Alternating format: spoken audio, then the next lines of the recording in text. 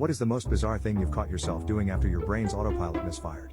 1. I picked up my toothbrush to brush my teeth, but I also had the urge to pee, so I obviously tossed my toothbrush into the toilet. 2.